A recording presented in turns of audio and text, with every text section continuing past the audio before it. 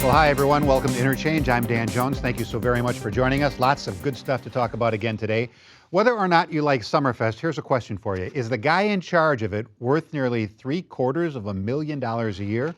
We'll talk about that. And we will talk about whether Governor Scott Walker would ever possibly be elected president of the United States. And we'll talk about whether the government should be allowed to tell people what kind of foods we can eat. All right, let me introduce everybody. You know longtime newspaper columnist Joel McNally. Kevin Fischer, former broadcast journalist, political analyst, oftentimes a fill-in host over on WISN Talk Radio. And of course, Denise Callaway, community affairs and public relations professional. Rick Horowitz will be along with his commentary at the end of the show. All right, let's talk first about Don Smiley. He's the low-key guy that runs Summerfest. It was reported in the Journal-Sentinel this week that Smiley made $772,000 a year back in 2011, including a bonus of $339,000 that year. His salary went up 175% over 6 years. He made 3 times what Bo Black was making when she was pushed out. Is this an outrageous salary, or is it fair for running what's called the largest music festival in the country and certainly one of Milwaukee's most impressive assets? Joel, I know you're a Summerfest fan. Well, I used to be. When Bo Black ran that festival, we knew her salary on a regular basis. Mm-hmm. When we saw that in the paper the other day, it came out of the blue. I mean, how did this not get reported until now, first of all? And how was it given to him? And I haven't actually made a judgment. I know that he's presided over some capital improvements down there that have really improved things. He's brought in a lot of outside money from corporations that have, refurbished a lot of those old stages and you don't have to worry about just sitting around on bleachers down there much anymore. But it does seem that we used to consider Summerfest kind of a public festival. I mean, Henry Meyer started as a tax-supported public festival that was for Milwaukee. It's grown into an enormous music festival. It's an enormously successful place. The Journal-Sentinel tried to make a deal that, attendance has been down under this guy, but attendance was really out of hand. Attendance was to the point over 1 million of danger, right. and made it a less pleasant place to be. There's more variety, I think, in the music there. He's made some changes. But boy, you don't sneak up on the city of Milwaukee with $700,000 salaries for these guys. Just because he's now packed the board with a lot of corporate people who don't see that that's any big deal. And the corporate guy who runs the board said, I think we get a deal in Don Smiley. This is fair in the business world. Do you agree or not? I don't see what the big deal is here. And you weren't around, Denise, but we talked about this several years ago when Bo was running Summerfest, because we thought at the time, or I didn't, but I think some of the panelists, I don't recall what you said, Joel, but some of the panelists, I think, thought that this was just outrageous. How could Bo Black be given such a huge salary and such tremendous perks and benefits? It's like the CEO of any other major corporation. Smiley brings a business acumen and a skill set and expertise. He took a terrifically run operation, thanks in large part to Bo Black, and he made it even better with these capital improvements and new stages, and it's just wonderful. I don't begrudge the guy a big salary like that, and not everything Dan Bice writes in his column, in my view, is earth-shattering or breaking news. Smiley deserves it, and you're never going to have what the mayor wants, and that's an open meeting where the press is. It was always open before. That's the difference. Well, yeah, but I think that it shouldn't be open. I mean, we're not talking about a salary for an alderman or a superintendent or a governor. We're not talking about a publicly elected official. We're talking about, a private entity here. But this private entity, we have turned over the best, one of the best venues on our lakefront to this private entity to make a lot of money off of. Well, and we've turned it over at what? We think they pay $1 a year in rent.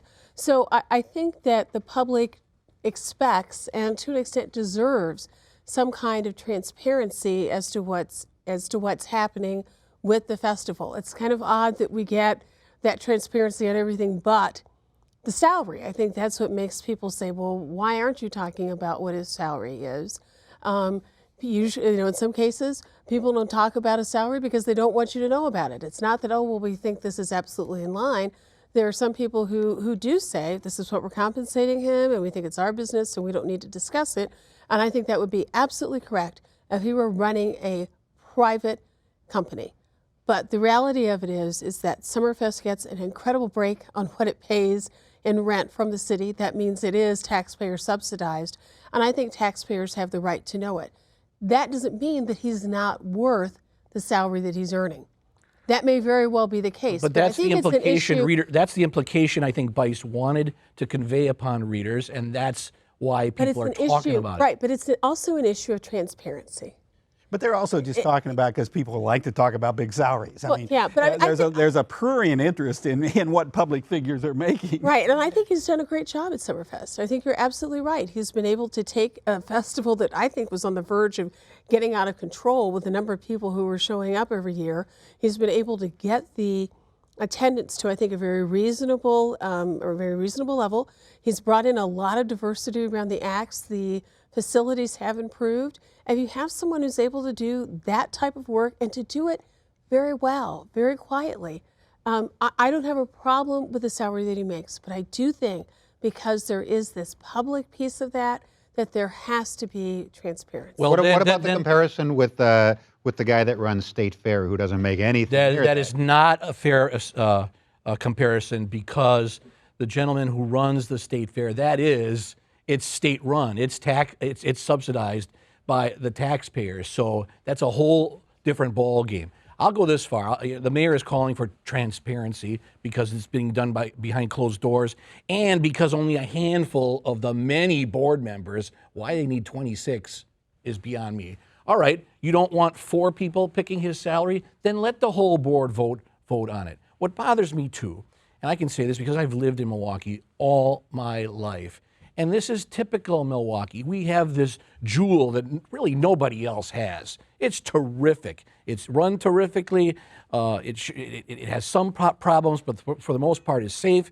Henry Meyer used to say that other mayors would tell him that they couldn't possibly run it in their cities because it would be torn to shreds.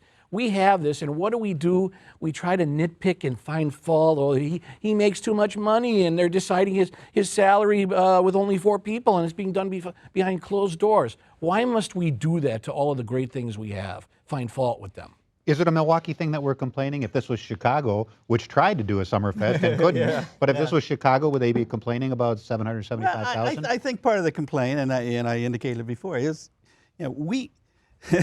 the media, journalism, their salaries are so low that they begrudge a Smiley. They are outraged when we find out that somebody's actually making big bucks. But there is something probably similar to what some people at the top corporation of some of our news organizations make. Exactly. Ooh, you said it. But the fact of the matter is, when it's kept so behind closed doors and kept from the public for a while, they start getting suspicious, and I don't blame them.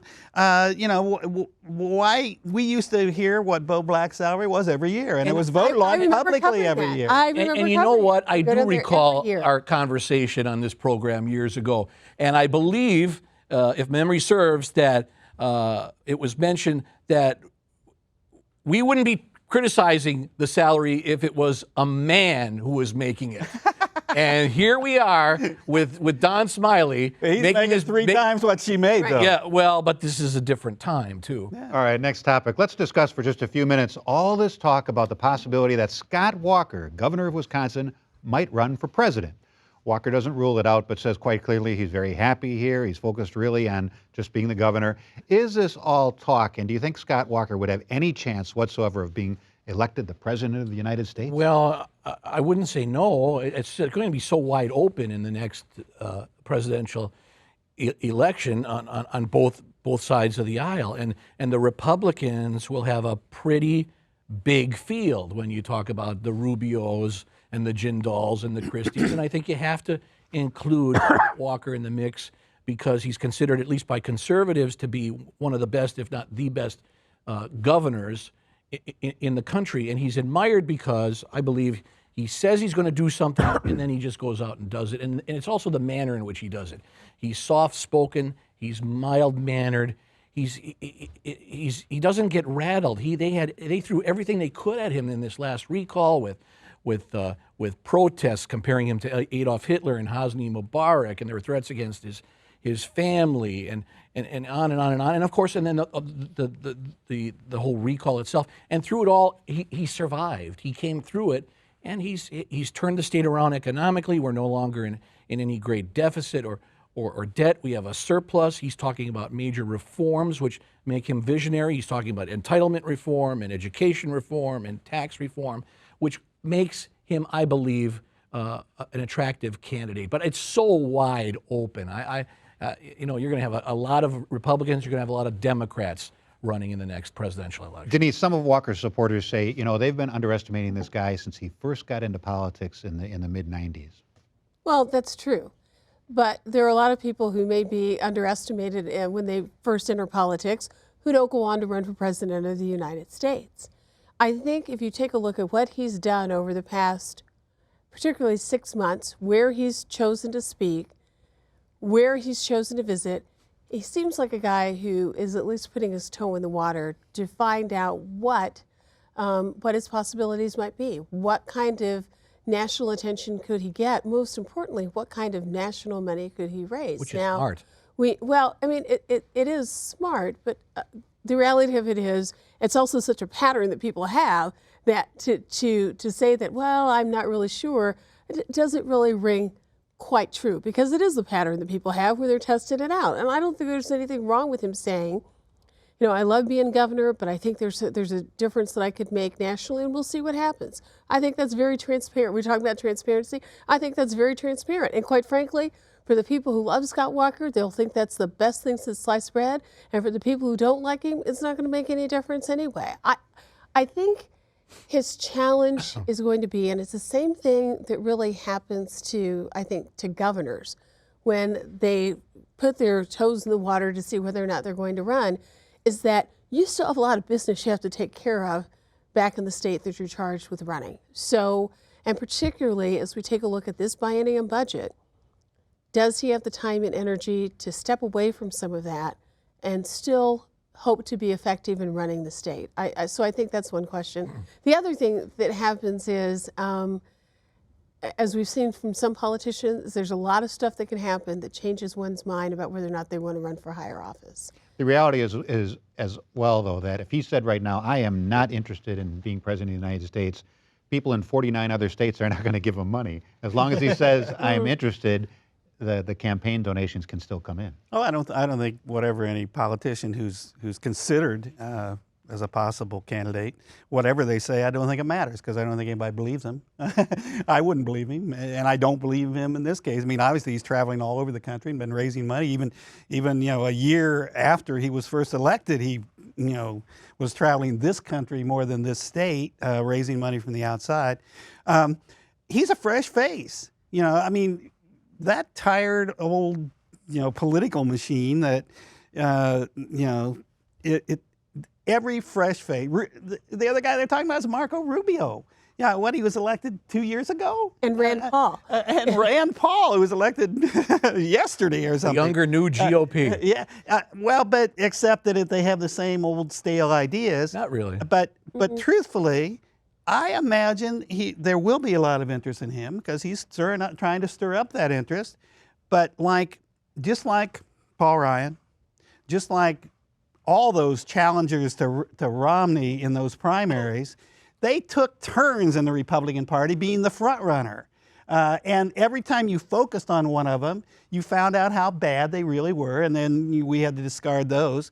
And the truth of the matter is, Scott Walker's record in this state is not that good, Kevin. I beg to differ. He has divided this state so intensively that, yes, half of the people like him and half of the people hate him. What's he going to run? Is he going to run on jobs? We just got new job numbers come out for Wisconsin. And Wisconsin had fallen from 42nd out of the 50 states to 44 out of the 50 states. For Kevin, yeah, Kevin loves him, and I understand Kevin loves him, but half the state doesn't. He can't run on, the Wisconsin miracle like Mike Dukakis did as a Democrat, and everybody thought he would be a decent candidate because Massachusetts had created jobs. Well, Scott Walker hasn't, and not only that, but he has devastated education. He's devastated, he's turned away billions of dollars that could create jobs in this state. He doesn't make sense as a candidate except for the right wing and the Tea Party that loves the fact. Could he beat Hillary?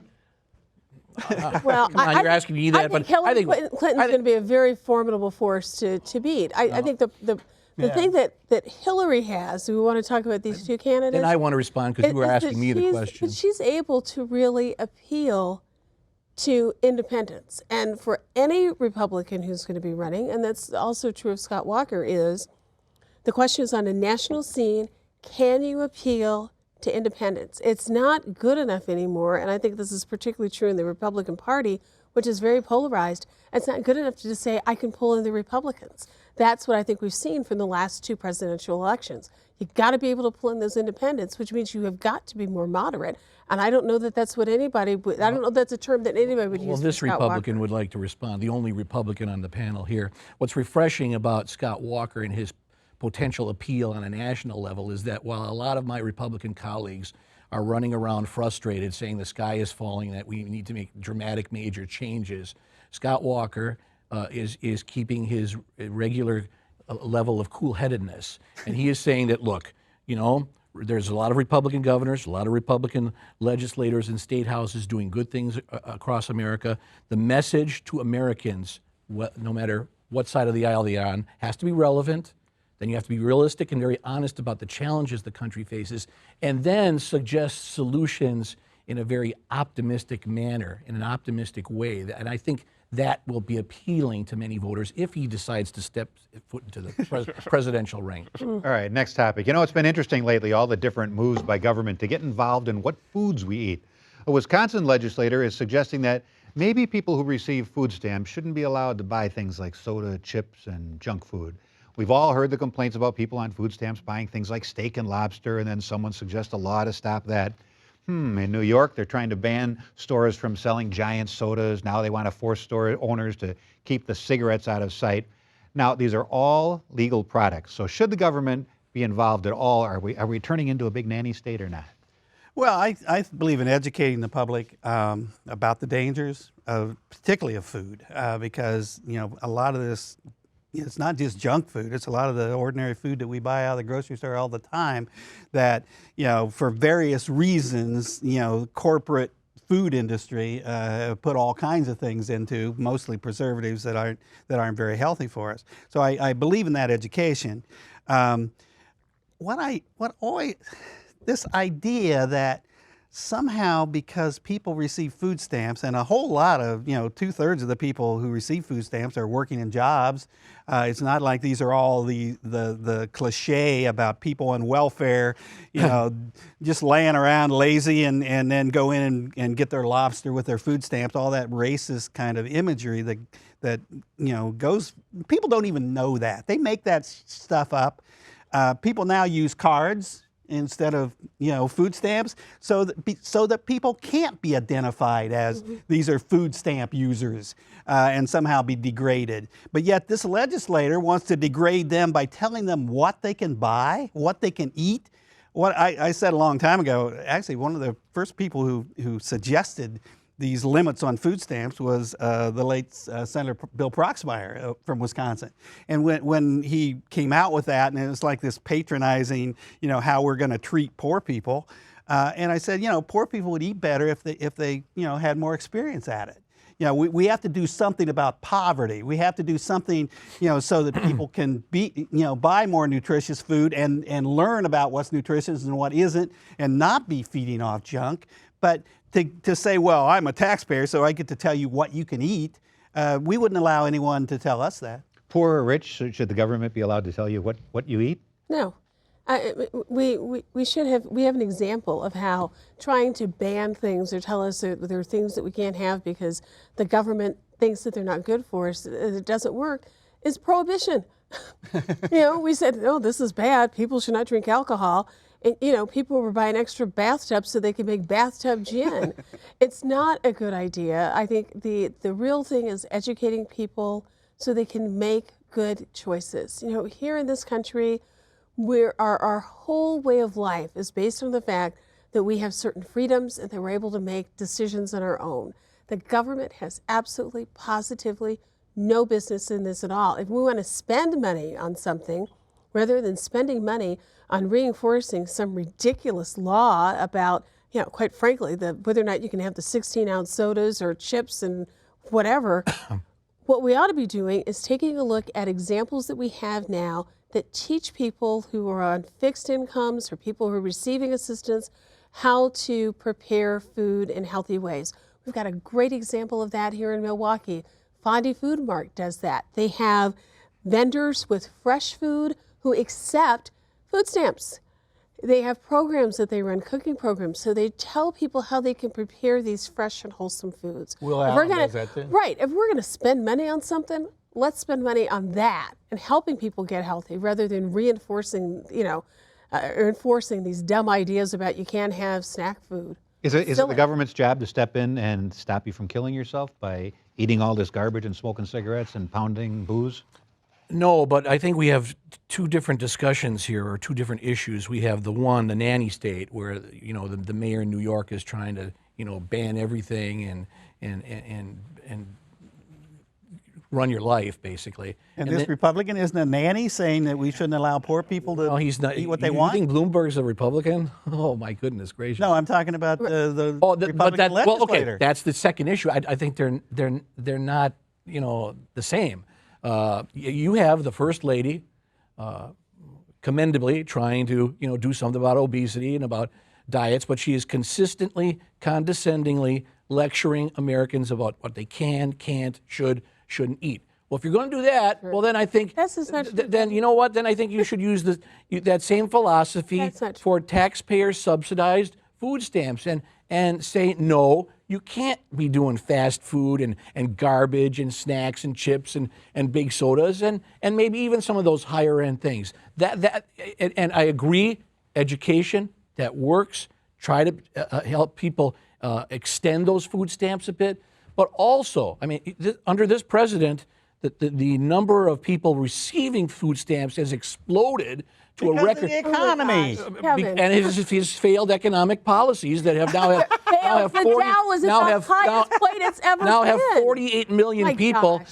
Okay, he has removed the work requirement for food stamps. I say bring that back. Most of the people on food stamps are working, and they should be require that, or at least require that they seek job training. Here's what I don't understand. Here's what I don't understand. So that they can get those. We have no problem at all telling poor people what they should eat because we're worried that it might kill them. But we won't make any decisions, no decisions at all, about high caliber, high capacity weapons that we know kill people. We won't do that. It's okay to do one. What in the world? That is the dumbest. No, it's not. Dumbest argument I've ever heard. No, it's Move not. on. That's just because you don't like it, Kevin. Well, this week marks exactly 10 years since President Bush launched the American invasion of Iraq.